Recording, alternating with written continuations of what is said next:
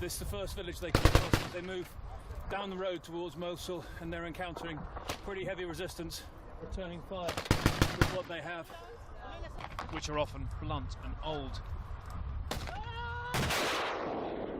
Suddenly, there's panic. They spot a car, a suicide car bomb, racing towards them. It's ISIS. 1, 2 rockets try to hit it.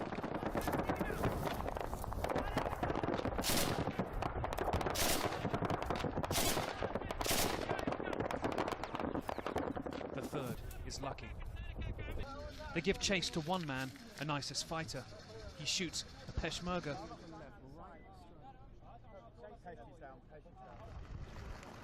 Humvees rescue him and they hunt on. An ISIS fighter pops up from a tunnel, shoots. He blows himself up. A tenacity and desire to die that will surely slow and bloody the fight ahead. Casualty taken away. Down on the main objective, the road itself, ISIS sent 2 car bombs at them and attacked from both sides. The Iraqi military too at some point will have to push down here towards Mosul, but this has been an effort with much international support, a lot of coalition planning, American air power.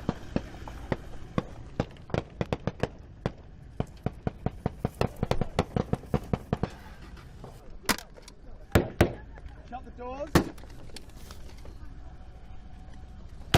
Whoa. Should be able to move.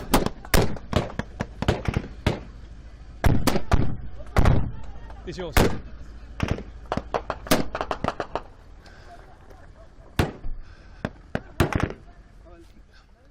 Stay in the car now! ISIS still everywhere, even in the hills.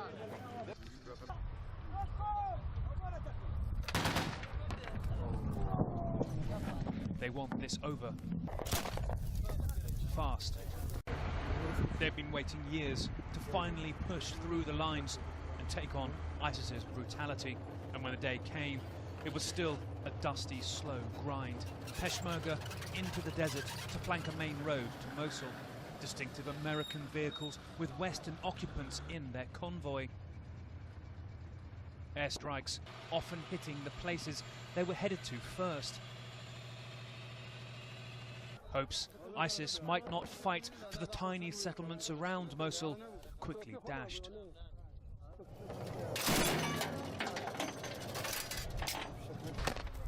In the Islamic State held city of Mosul, snipers, landmines, hunger and thirst await those attempting to leave.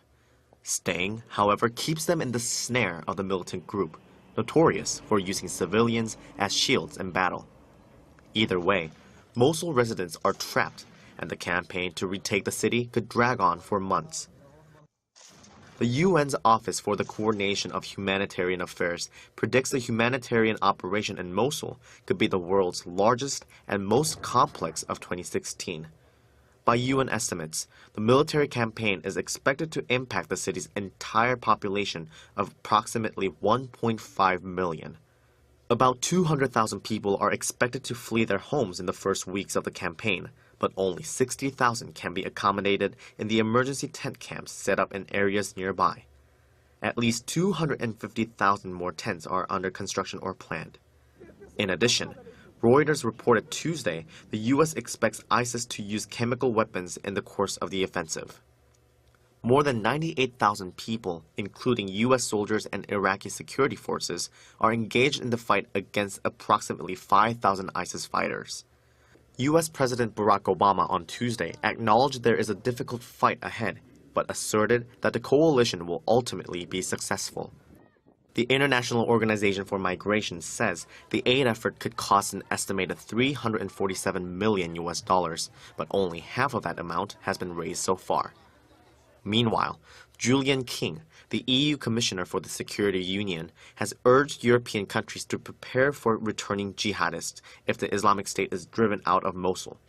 Speaking to a German newspaper on Tuesday, he said Europe must boost its border defense and increase its resilience to terrorism, stressing the threat posed by even a small number of ISIS members returning to Europe could be very serious. Raffaello Pantucci, the director of international security studies at the Royal United Service Institute, warned that ISIS has shown the capacity to send fighters back hidden among refugees entering Europe.